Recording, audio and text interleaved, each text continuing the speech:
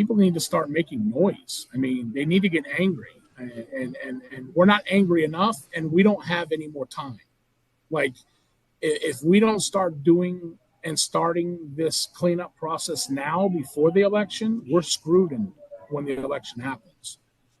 That's why we're doing what we're doing, because I can't wait for a savior to come in 2024 to do it. I think we need to be doing what we're doing now and trying to put an end to it and finding their networks and finding their infrastructure and putting wrenches in it and slowing it down so that when it is time to get it and attack it fully, it's going to be a lot easier for us to do that.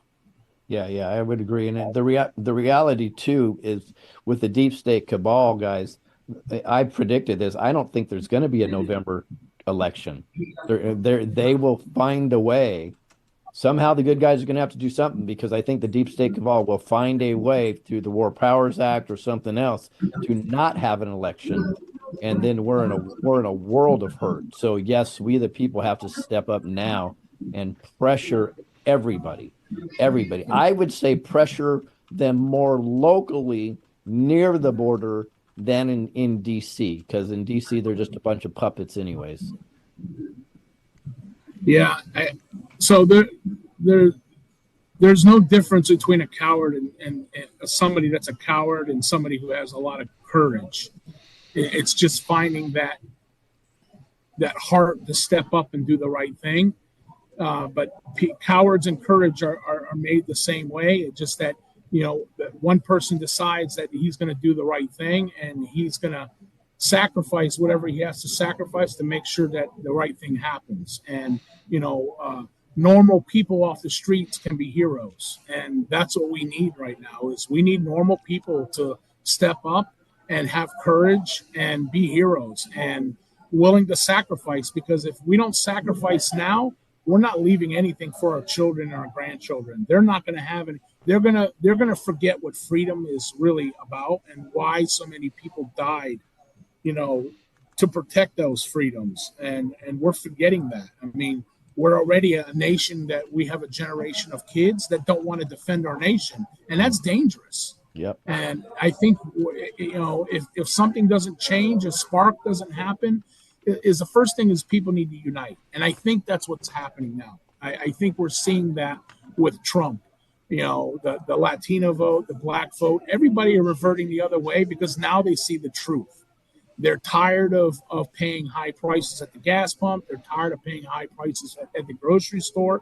People can't make ends meet. They're depending on whether or not they're going to eat or they're going to take their medication. These are life and death situations that people are having to make, and they can no longer make them. And the money that we're making is not enough. And the government's doing this to us, and rightfully so.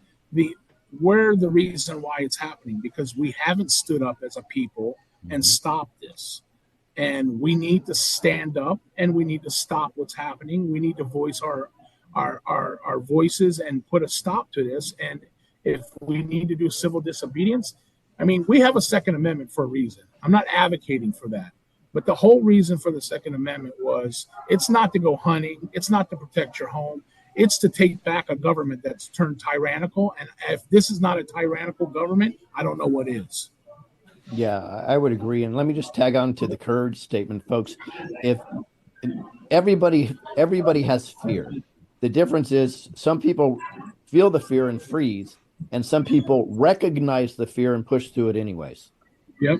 That's different, and that's what courage is. It's not saying that you have no fear, because that's not right. That's ridiculous.